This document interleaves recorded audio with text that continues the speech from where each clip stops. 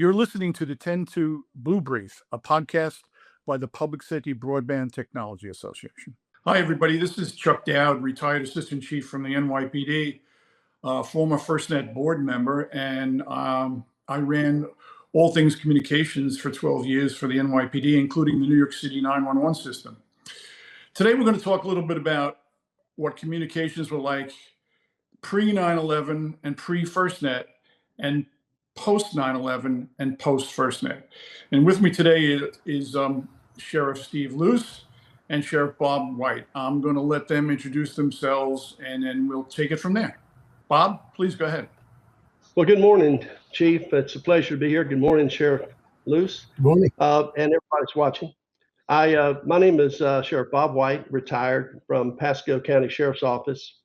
And I was there on 9/11 at the Sheriff's Office when all of it went down. Steve? Steve Luce. I'm also a retired sheriff out of Indiana. I was a sheriff in Knox County from 2002 to 2009. Prior to that, I started my career late 1989, got hired, and I was with the Vincent City Police as a patrolman.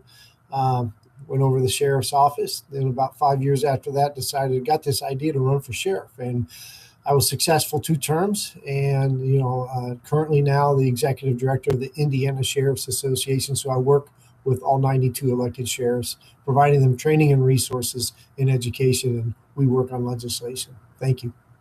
That's great. Thanks, Bob, and thanks, Steve. I appreciate you joining us today. So let me just talk real briefly about our September 11th experience, which is, I've talked about before. It's been well documented. One of the big problems we had was a lack of interoperability with the fire department. And can you imagine that in today's environment where the police and fire departments in the same jurisdiction would have no ability to communicate with each other, right? And unfortunately, that was largely the case back on September 11th. So if you look at what we had, it was pretty typical across the country. We had two-way land mobile radio, maybe a little bit of digital capability, but most of us across the country were relying on voice radio, right? So Bob, why don't you share with us what your experience, what it was like for communications for you pre and post 9/11?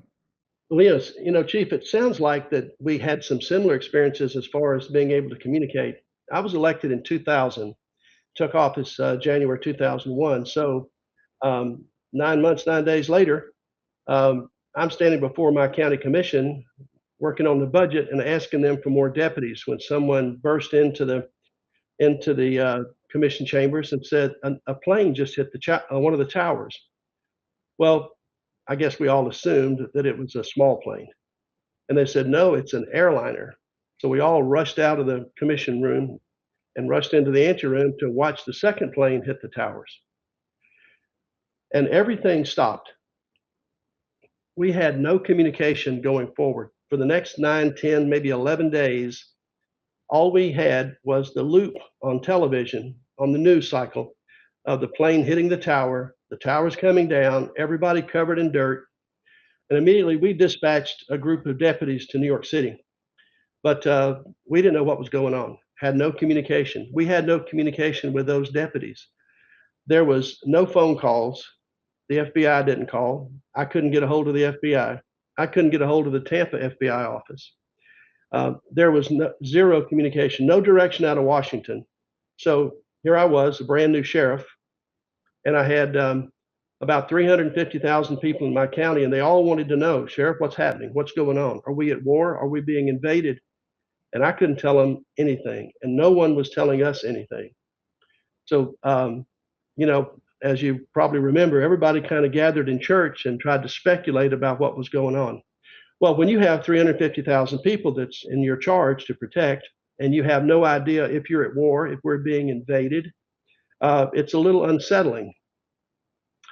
And then to top that off, the radio system that we had was, the serial number was 001. It was an 800 trunk system. It was designed for 800 radios, and I had 2,800 radios on that system. So, Chief, you know what that means. Every time somebody keys the mic, it goes bonk. So we really had no communications in the county. It was a really sad situation. And And incidentally, I was in Washington speaking with one of the staffers there, and she told me that the same story. She said, I'm sitting in this chair 9/11, and for the next 9, 10, 11 days, we had no telephone communication. Now I had a sat phone, but I didn't have anybody's number, and nobody had my number. So it was useless. Yeah, and you know, an interesting experience, and you highlight a lack of ability to share information, not only locally, but more importantly, over a broader area, on a nationwide perspective. There was no way to do that, right? And so, Steve, what was your experience pre and post September 11th? Pre-event, I'm trying to think, it's one of the dates where, many of us will never forget where you were. I was sitting at home with my parents. They were coming up from Florida, and I watched exactly what Sheriff White described with the airliners going into the towers. Immediately got called, by our sheriff. It was prior to me being elected a couple of years. But I just remember that day, and it just seemed like it was a time loss that you could never get back, just because just nobody had all the answers, or couldn't answer your questions. It was just a strange time. But back then, a lot of times we were dealing with just when you have a disaster or an event, just radios were incompatible. So the ability to communicate with each other, it was very hard for first responders across different agencies and jurisdictions to easily communicate. And we operated separately on different radio waves. And I don't know how many times where Knox County was, on the west side of the state next to Illinois, that, for some reason, I'd be listening to 3 or 4 counties over in Illinois on our lines, So it was really a time where also when an event happened too, the networks were saturated. And, talk about really gumming up a system to where you really need to get information out. But when events happen, everybody's got to communicate. So, and then that brings me to the lack of just data priority is not having priority. When an event happened, you just kind of did the best you could. You relied a lot on cell phones. You relied on what was out there. I remember driving over the payphone and hitting 911 to call the dispatcher because I couldn't get through out on the lines if I was somewhere. So prior to 9/11, I think it was really a wake-up call for us, and how we got to have first responders able to report real-time information. It's so important. Yeah, and your experience and Bob's experience, it repeats itself when you talk to others, right? This inability to share information. All of us, to one degree or another, we're relying on two-way land mobile radio, right? And as far as interoperability on that is concerned, you can usually do something locally, and most of us have over the years. But from a nationwide perspective, it's utterly unrealistic to expect that we could share channels on land mobile radio. So we needed a different solution, right? And the other thing that was coming up at the time was more and more data. More of our work was more and more data driven, right? So when you look at the impact of September 11th, the attacks in Washington, Pennsylvania, and New York, it was clear that we needed to look in a different direction, right? And if you watch, it's interesting, Congress and many other places, they kind of threw money at interoperability immediately after September 11th, but it wasn't solving the problem. It might have given you a little better system locally, a little more interoperability locally, but it wasn't solving the real problem. The real problem was this nationwide capability, and so that's where the legislation for FirstNet was a game changer for us. I would think you guys would agree. So tell me a little bit, Bob, about how FirstNet has impacted your jurisdiction and the surrounding jurisdictions? Well, we had to go out and get every governor to sign off on FirstNet to bring it to bear. And you talked about that they spent money on interoperability. Well, part of the problem is trunked radio systems, as we have to have anymore today. They're so doggone expensive. It was in 2018 that Pasco County got a new radio system to the tune of $18 million. So from 2001 to 2018, nothing really improved. So they were still stuck in that we had voiceless dispatch and ABLs, so we knew where the cars were and so forth, but mostly relied on cell phones. Then Nextel came along, and I could push to talk somebody in California, and I could push to talk somebody in Maryland, but the 800 megahertz radio, even though they put money out there, they didn't put money out there to build new radio systems. So we were still in the same boat till about 2018, and the cry for a national system where we could all communicate from coast to coast, from border to border, just went up. And I've got to say that I take my hat off to you guys and those that went to Washington and made FirstNet happen. That was a stroke of brilliance. It was a lot of work. It was a lot of handshaking and backslapping, I'm sure. And the fact that they pulled that out. And arm twisting, Bob, and arm twisting. A lot of arm twisting. There's always arm twisting when you're talking about Congress. But I will say this. FirstNet is the greatest gift Congress has given to public safety in my lifetime. I don't care about the omnibus crime bills. I don't care about Clinton giving again a few $1 million to build to make a new police officers or whatever. The FirstNet is the greatest gift they've given, because that gives us the ability to communicate nationwide with someone, even if we're attacked in the Northeast, and communications are down in the Northeast, Southeast, Middle United States, and the West Coast can still operate and still communicate. And that right there is a game changer. Well put. Steve, you want to give us your perspective on that? Yeah, I think kind of covering some of the things Bob said. First of all, you have to thank Congress for really rolling their sleeves up and going to work, because having that public-private partnership is important.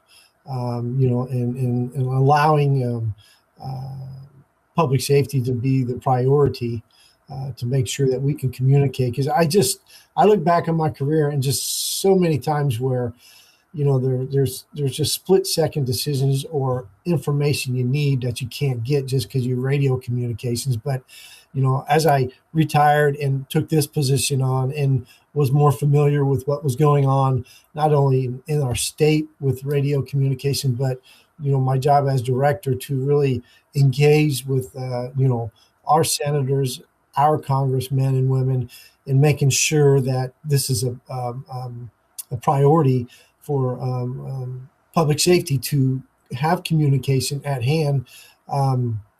Again, like Bob said, my hats off to them, because, what AT&T has done in FirstNet, it's a game changer, because not only coverage is better, but, some of the stuff that they're working on these satellite, just remote towers that they can bring in. And I was at a meeting just last year with one of our congresswomen, and we were talking about the difference between pre and post. And one of the stories that came up that just stuck with me was, in rural Indiana, like many other states, we had just an area where there was a missing 18-year-old boy, and the drones went up to look for that child, and they could not, their transmissions, they could not send to the analysts that were 3, 4, 5 states away. And so they were missing a key part of the investigation in finding the child that was missing. But they brought in a piece of equipment through FirstNet, a satellite truck that allowed that information to be sent to the analysts, and they found the child. And the child, it was a drowning, but it was all that information they collected was on hold, because until the right equipment got there through FirstNet, and the transmissions now could go to the analysts. You had closure to a story that was a sad story, but we had closure. And those are the type of things that even if the story is not good, the ending, just having the ability through FirstNet to have closure for families is very important. Absolutely. Bob, can you share an experience and how FirstNet helped in your jurisdiction? Sure. We had a hurricane that pretty much wiped out the panhandle of Florida. And FirstNet was on the ground right after that hurricane, and they deployed about 1,100 devices. They brought in the SatCOLTs and other deployables. And notice I said deployable, not deplorables. And they brought those in and set them up, and law enforcement, fire, rescue, they had communications. I remember Rick Scott was governor, and he called in the providers and said, what's your plan? And nobody had a plan but AT&T. But I'm glad, Steve, you brought up AT&T, because, back between 2006, 13 and 16, when they were putting all this stuff together, getting ready to let the RFP out, they went to all the major carriers and they said, will you participate in this RFP? We want to build a nationwide broadband network. And nobody stepped up. Finally, Chief, I guess you guys went to AT&T and y'all talked to them, and they decided that they would step in. And the reason nobody wanted to do it, as I understand it, is because it had never been done before. New York City, as I'm told, you may recall, had tried to do a broadband network a couple of times and it failed. So nobody thought it could be done, but the boys at AT&T took it on, and just think about it. Now, they signed the contract with AT&T, I guess, in 2017. Am I right, Chief? And then between 2017 and now, we have 8.2 million lines of service. FirstNet is the largest cellular service in the country. That, to me, that's amazing to me. With 31,000 public safety agencies on board right now. I mean, to me, that's unbelievable. And what really got my attention is about 3 million square miles of coverage. I mean, I think that's phenomenal. And I know that I was at one of the conferences and someone said, well, we only got about 6 of the band 14 sites. What we have is 60,000 band 14 sites around the country and growing. So, and we got another $10 billion to spend now. And to your point, listen, it is not perfect, but it's getting the job done. And the way it's getting the job done is because look at the adoption rates, right? Yeah. So, right. You go back to, Steve, give me a second. If you go back to, as you mentioned, the process, right? Everyone was asked to bid. Verizon, T-Mobile, Sprint, frankly, they were begged to bid. And they didn't. And the reason, like you said, is they didn't believe in it. They thought it would fail, right? It's been a huge success, so much so that everybody wants in, so to speak, now, right? But this is a network that's built for public safety. And the other thing, and you touched on it, and Steve, I'd like your perspective on this, on the public-private partnership. It's effectively self-funding. When was the last time you saw a federal program that was self-funding, right? So, Steve, give us your perspective on that, please. No, it's you don't get that guarantee many times. And a couple of years ago, I was tasked by my sheriffs to really dive deep into FirstNet and the partnerships and AT&T's part and what was going on, because there was a lot of information out there. But I had multiple meetings with Joe and his team, and we actually had some calls with our 92 sheriffs. Not all of them, but it was a great information call, because for them to, the government taking time, but also the AT&T representatives also taking time to coordinate a call like that. that just shows you it can work out. At times it may be a little bumpy, but for first responders to have, again, I go back to the results and the information and what we're tasked to do in the moment. We got to have these partnerships. And if we can continue to grow those partnerships, I know here in Indiana, we're out of probably 92 counties. We've probably got around 70 sheriffs that are actively on FirstNet. I can tell you, 3 or 4 years ago it was about 40. So it's growing. The partnerships there, they're always engaged with our association because they want to hear from our members. And even if it's not what they want to hear, they're listening and they're taking it back to the table in that private partnership. And they're trying to figure out, hey, this is a problem in Indiana. We need to address it. So I can't say enough about the partnership, and that's how we build strong communications line, and it's something that needs to continue to move on because we've proved it can work, and communication is such an important thing in public safety, and again it shows that private public partnership can work. And to your point, you look at how it self-funds for the partnership, and this was a big step. Taking the step towards a public-private partnership, that was completely new territory for public safety. We had never done anything like that before.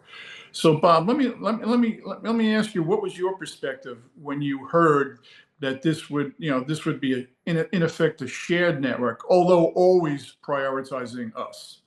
Well, and sharing the network in terms of other law enforcement, EMS, fire, but also the commercial part, which helps to self-fund. You know what I mean? That helps, right? That's part of the pipe, I guess. But before I get there, Chief, let me just say to Steve, Steve's leadership has been very critical during this time, with his sheriffs and the Indiana Sheriff's Association really stepping up. The Arkansas Sheriff's Association really stepping up, the Kentucky Sheriffs really stepping up. Florida is about 98% FirstNet.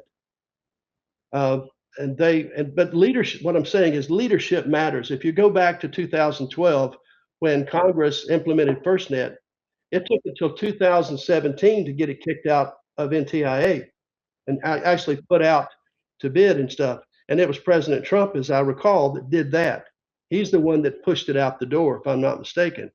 So leadership does matter, and I can't criticize the leadership so far. Folks like Steve and Jerry Wagner and Scott Bradley and others that have really stepped up as leaders in this has really helped FirstNet get us where we are today, I think. Yeah, and you're kind of touching on that state and local public safety control of the network, how it gets built, where it needs to get built. That was key to this. And when we first looked at it, and when I was on the board of directors of FirstNet, there was a lot of tugging back and forth, and well, the feds can do it, and our argument was, we need the feds to help us, certainly, but at the end of the day, this is a state and local network, and it needs to be run that way. And and I'm going to touch on it now. Reauthorization, which is, as we all know, is the big event out there right now we're waiting on, and we want to see that. At least I know from my personal perspective, we don't want to see that messed with. We want that state and local control, that direct state and local control, not filtered through some federal agency that, that's faceless. So, Steve, if you could just touch on that for a second for me, the importance of that.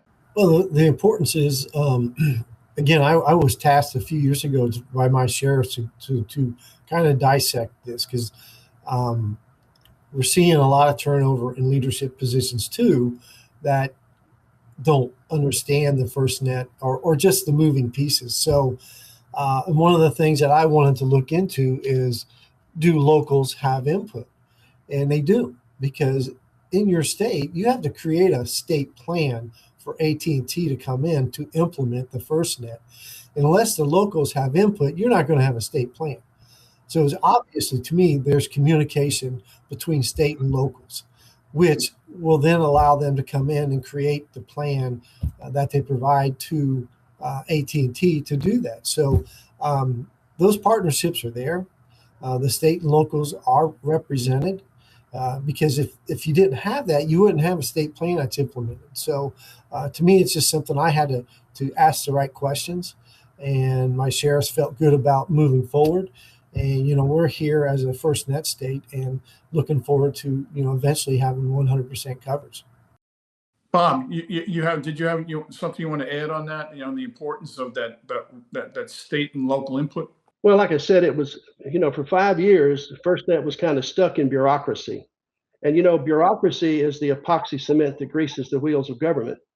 So now we're looking at, through reauthorization, we're looking at FirstNet being placed back under the same bureaucracy that it took the president to kick it out of to get it moving.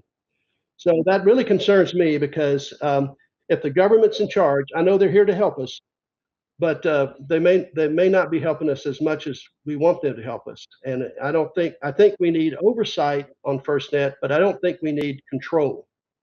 It really needs to be, of course, FirstNet Authority is a government entity. It will always be a government entity, but the reins need to be really loosened so we can move this network out instead of having it stuck in bureaucracy. Thank you for that. And so let me we kind of touched on it a little bit. Let me talk about, we've talked about the reinvestment into the network, the money that comes from AT&T FirstNet by contract has to go back into the network, billions of dollars, literally. What's the future of that? Is it all on the ground buildup, or is it, is satellite going to play a big part in this? What's your perspective on that? Bob, you want to try that one first? I think satellites will probably play a role as we go forward to some extent, but they're no good undercover. If that were the case, we'd have satellites running our LMRs. So they'd be great for the great outdoors. Yeah, it doesn't work in New York. Yeah, New York City, I should say. Yeah. Well, and it won't work inside a house, inside a cover, because even right now, the towers that we have around sometimes can't penetrate concrete block steel buildings. You have to have the little boxes inside to further it. So I'm very up on FirstNet in the future. I think it's going to be great if bureaucracy doesn't get in our way. If you look what FirstNet's been able to do with AT&T building the FirstNet network, if you look what they've been able to do in just a few short years, 9 years or so, and when you have to build up steam first, and those first few years it was slow going, but then boy did it take off. So I'm very excited about FirstNet's future. Yeah, and Steve, your perspective on the technology and where it's going? It's kind of like Bob too. I mean, I look at, technology moves so fast. But we also have to look at those outside countries that are threats to the United States and our communications too. So, you're really working on both sides of the project here. So, and that's again where I look at public and private partnerships. And, a lot of times if you can just get the right people in the room, and I know our funders are going to be the government, and allow the real experts to just go to work and fix the problem and support us, I really believe it's going to be a system that is it's ongoing. It's never going to come to an end. We always want to try and better ourselves, whether it's us individually or the systems we use. We've got to always strive to make sure we're doing the right thing and we're doing the best we can with the tools we have. So I think there's going to be a bright future. And again, I go back to technology. Man, it changes every day, every minute. Something's going differently. But, the one thing we do assist and we all work together on is when we have disasters, whether they're within our country naturally or external, we have to be careful with and make sure we take care of threats too. So, as people are developing the technology that we're going to be using as first responders, I want somebody on the outside making sure nobody's getting inside to make those systems not work when we need them. We have $10 billion right now to finish building out the network. $10 billion. So we have the money. We just need I guess you could say, permission to move, to build, to expand. And, I guess some are afraid, hopefully, that that money won't be siphoned off to do other things, because FirstNet is so vitally important to the future of public safety in America, because we're going to face some incredible challenges as time goes on. We haven't even scratched the surface yet, and we're going to need FirstNet.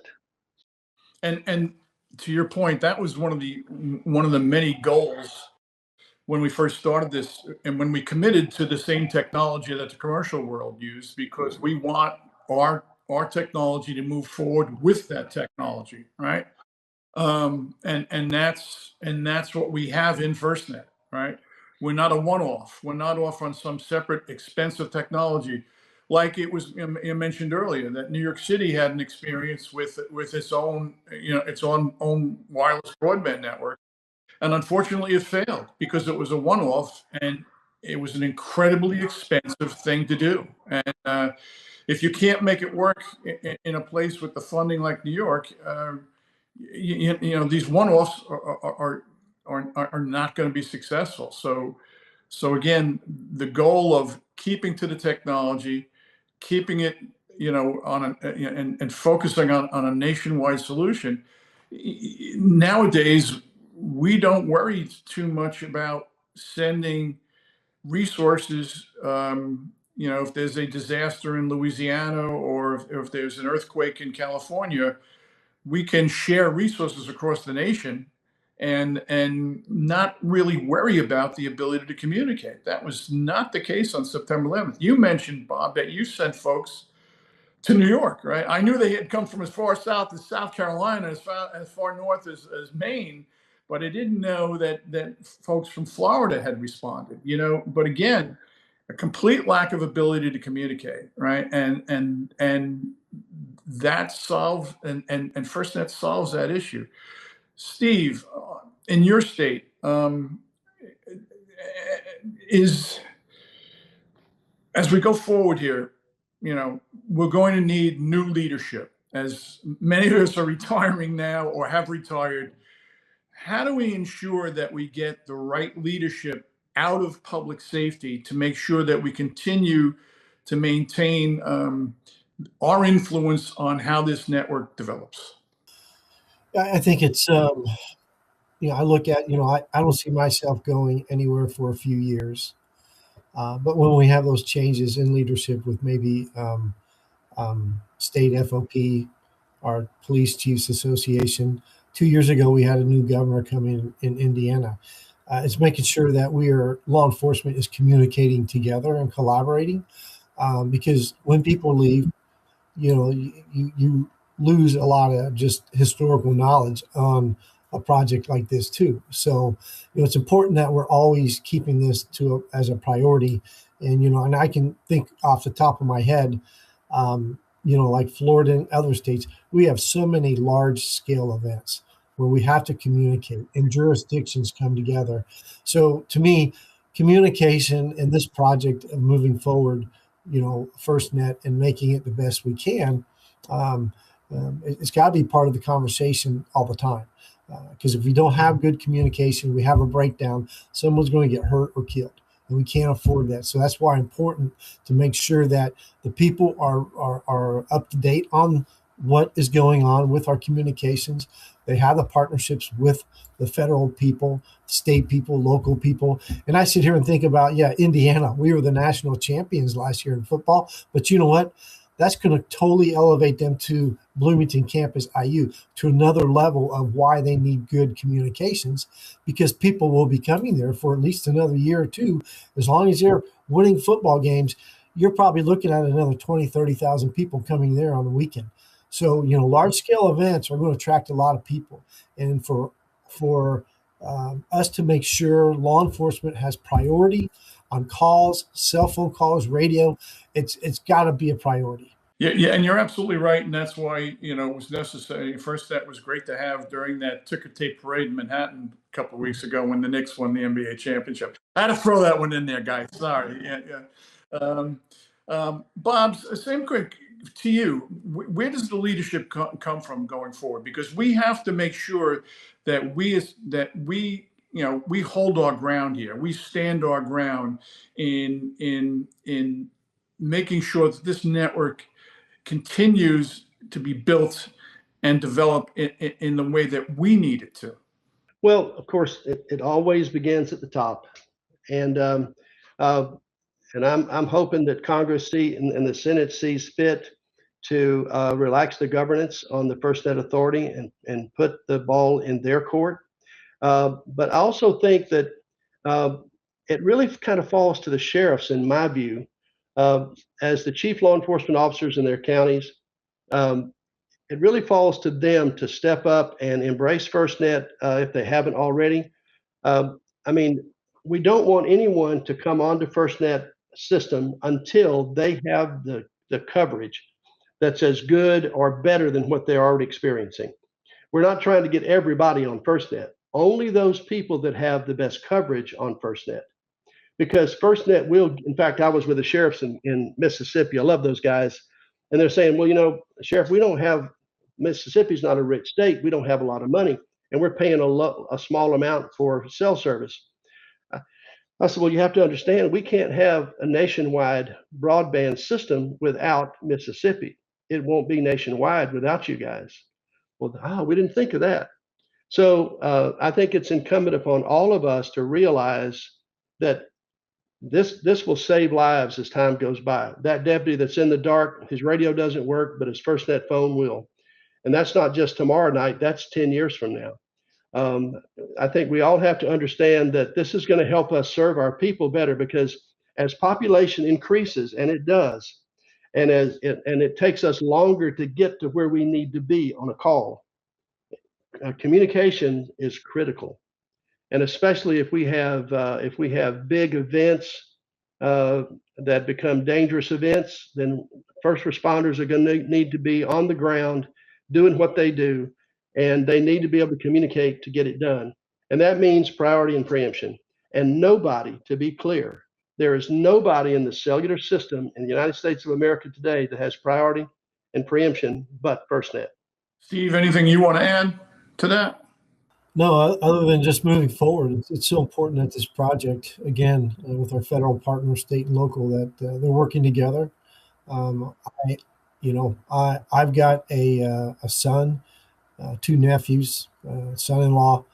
They're all police officers, and I want to be able to do what I can, my part, to make sure when it's time for me to exit, retire, that I know I've given them the best I can give them as far as communications and making them safe. And it's people like Bob and yourself. We just got to continue to have that conversation and make sure it's at the top of the table all the times, because you can't do your job effectively sometimes without communication. And when there's a breakdown in communication, I always go back to someone's going to get hurt or killed. And that's what this will do. This will save lives. Yeah, and it has in the sense that it provides information that not only protects the public but protects our members, our folks, right? And that's key to this, right? We don't want to send our firefighters, our deputies, our officers into situations without the information that they should have, right? And that was a big goal of FirstNet. And so, Bob, I know you have some thoughts on that. Remember the days, both of you remember, when we had to leave our radio in the car. We'd hang the mic out the window of the door, on the side of the door, and we might be 60 yards from that microphone, and things might go bad. So it's very, now today, these young guys today, they've got portables on their shoulders, so they don't know anything about that. But so if you think about that, think about today, we have portables on our shoulders. Down the road, where will FirstNet take us? We'll be looking back thinking portables on your shoulder is archaic if FirstNet continues, because there's all kinds of technologies, all kinds of innovations being studied even today. that will make that a history. Great point. And on that, I think we're going to end this. Gentlemen, thank you for your perspectives on this. We got to keep moving forward. We have to keep public safety in control of their network. This is their network, and they should be making the decisions, not some faceless bureaucracy in Washington, D.C. This is our state and local network. We need to protect it and develop it as it moves forward. So Bob and Steve, appreciate you being with us today. I think it was a great conversation. All right, and let's keep our foot on the gas when it comes to getting reauthorization the way we need it reauthorized. Thanks, guys. Sounds great. Thank you. Take care, everybody.